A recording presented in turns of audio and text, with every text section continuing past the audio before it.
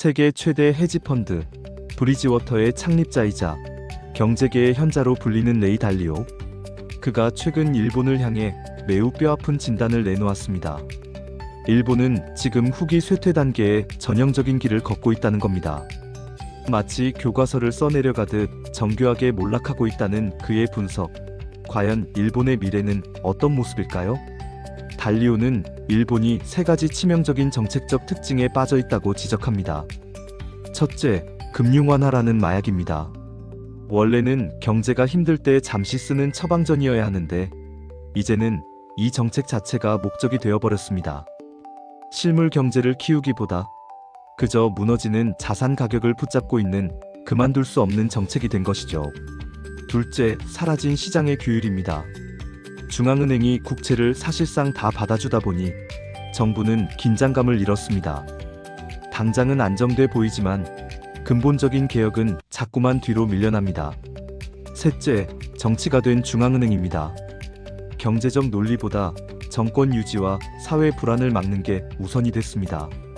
결국 금융정책은 고통을 치료하는 약이 아니라 고통을 잠시 잊게 만드는 완충제로 전락했습니다.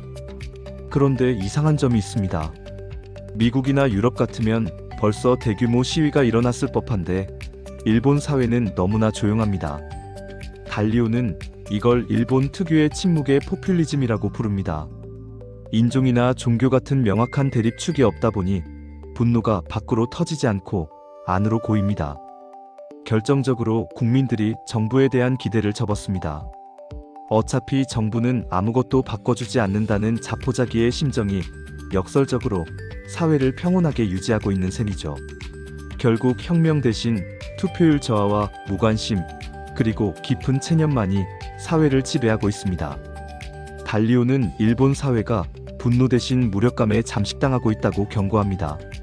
희망을 잃은 젊은이들은 결혼과 출산을 포기하고 유능한 인재들은 조용히 해외로 떠납니다. 아베 전 총리 암살 사건처럼 조직적인 저항이 아닌 고립된 개인의 돌발 행동이 정치를 흔드는 것이 일본식 불안정의 특징입니다. 그의 전망에 따르면 일본은 앞으로 10년, 20년 동안 저성장과 엔저 속에서 국력이 서서히 축소될 것입니다. 화려한 붕괴가 아니라 아주 길고 지루한 내리막길을 걷게 된다는 것이죠. 물론 달리오가 절망만 말한 건 아닙니다. 아직 일본엔 언론의 자유가 있고 시스템이 작동합니다. 치명적인 단계까지는 가지 않았다는 거죠. 하지만 그는 경고합니다.